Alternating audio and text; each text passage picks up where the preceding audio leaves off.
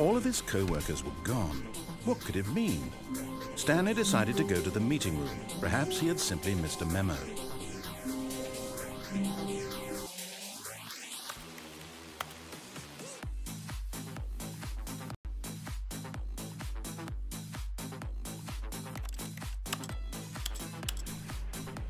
No matter how hard Stanley looked, he couldn't find a trace of his co-workers.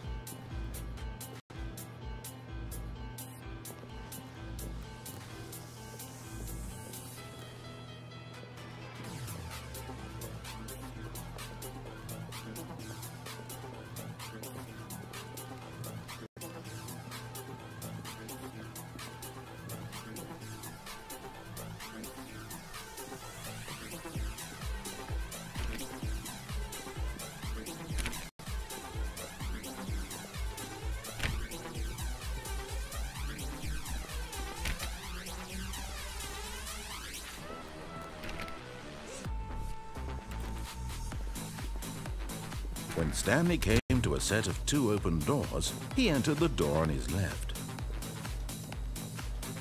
This was not the correct way to the meeting room, and Stanley knew it perfectly well. Perhaps he wanted to stop by the employee lounge first, just to admire it.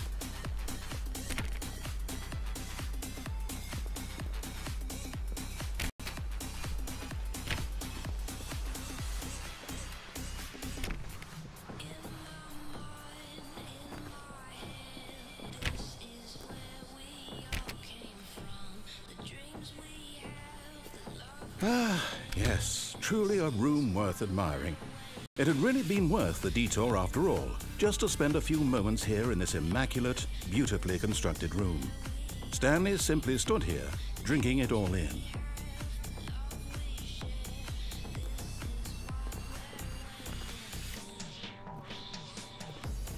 Yes, really worth it being here in the room. A room so utterly captivating that even though all your co-workers have mysteriously vanished, here you sit looking at these chairs and some paintings. Really worth it.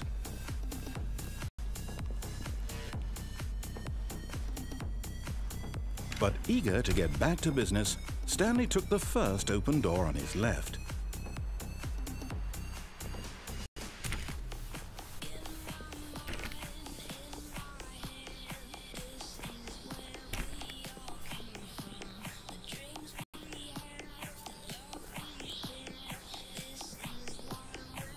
Stanley was so bad at following directions, it's incredible he wasn't fired years ago.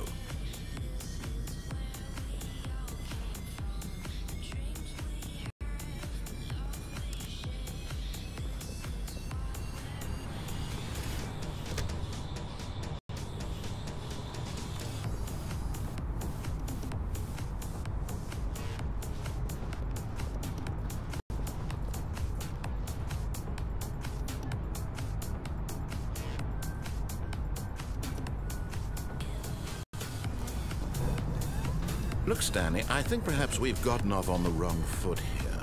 I'm not your enemy, really, I'm not. I realize that investing your trust in someone else can be difficult, but the fact is that the story has been about nothing but you all this time. There's someone you've been neglecting, Stanley. Someone you've forgotten about.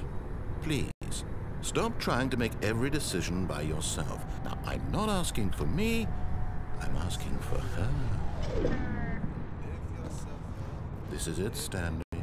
Your chance to redeem yourself, to put your work aside, to let her back into your life. She's been waiting.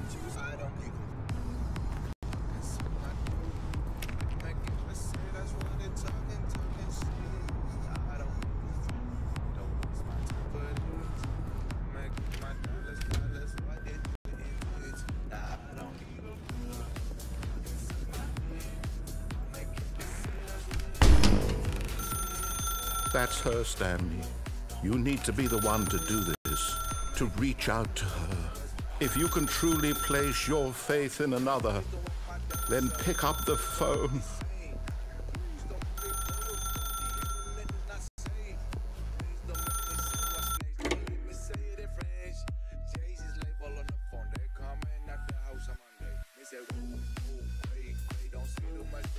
Oh, Stanley, is that you? Hold on, sweetie. Sorry to keep you waiting. I'm just pulling the bread out of the oven. All right.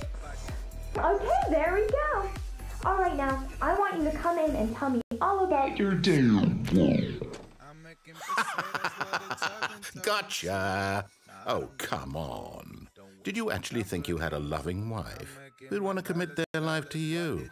I'm trying to make a point here, Stanley. I'm trying to get you to see something. Come inside. Let me show you what's really going on here.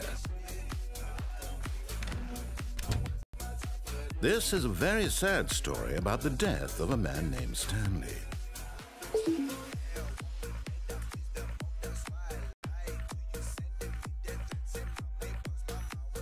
Stanley is quite a boring fellow. He has a job that demands nothing of him, and every button that he pushes is a reminder of the inconsequential nature of his existence. Look at him there, pushing buttons, doing exactly what he's told to do. Now he's pushing a button. Now he's eating lunch. Now he's going home. Now he's coming back to work. One might even feel sorry for him, except that he's chosen this life.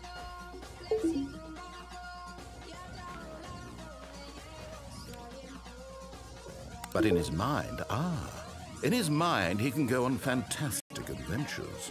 From behind his desk, Stanley dreamed of wild expeditions into the unknown, fantastic discoveries of new lands. It was wonderful, and each day that he returned to work was a reminder that none of it would ever happen to him. And so he began to fantasize about his own job. First, he imagined that one day while at work, he stepped up from his desk to realize that all of his co-workers, his boss, everyone in the building had suddenly vanished off the face of the earth. The thought excited him terribly. So he went further. He imagined that he came to two open doors and that he could go through either. At last, choice. It barely even mattered what lay behind each door. The mere thought that his decisions would mean something was almost too wonderful to behold. As he wandered through this fantasy world, he began to fill it with many possible paths and destinations. Down one path lay an enormous round room with monitors and mind controls. And down another was a yellow line that weaved in many directions. And down another was a game with a baby. And he called it the Stanley Parable. It was such a wonderful fantasy, and so in his head he relived it again, and then again, and again, over and over, wishing beyond hope that it would never end, that he might always feel this free.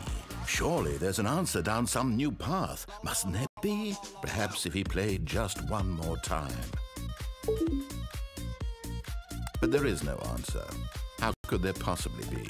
In reality, all he's doing is pushing the same buttons he always has. Nothing has changed. The longer he spends here, the more invested he gets, the more he forgets which life is the real one. And I'm trying to tell him this, that in this world he can never be anything but an observer, that as long as he remains here, he's slowly killing himself. But he won't listen to me. He won't stop. Here, watch this. Stanley, the next time the screen asks you to push a button, do not do it. You see? Can he just not hear me? How can I tell him in a way that he'll understand that every second he remains here, he's electing to kill himself? How can I get him to see what I see? How can I make him look at himself?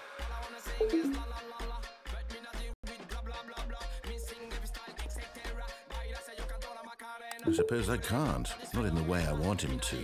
But I don't make the rules. I simply play to my intended purpose, the same as Stanley. We're not so different, I suppose. I'll try once more to convey all this to him. I'm compelled to. I must. Perhaps, well, maybe this time he'll see.